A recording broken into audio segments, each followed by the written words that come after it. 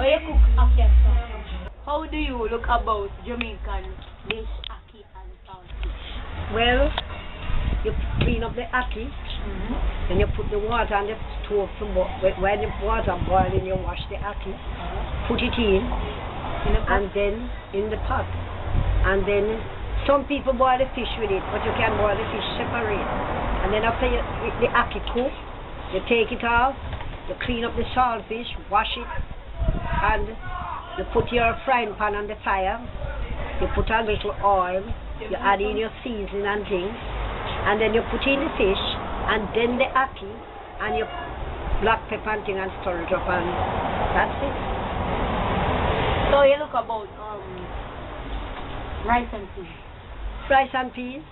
Well, you wash your peas and put it to soak. Is it very simple? Yeah. And when it's peas cook, you put in your coconut milk, you add your seasoning like pepper, scallion, thyme, and like a salt, and when it's well cooked down, you wash your rice and you put in, and you have it on a low fire till it cook right down. That's it.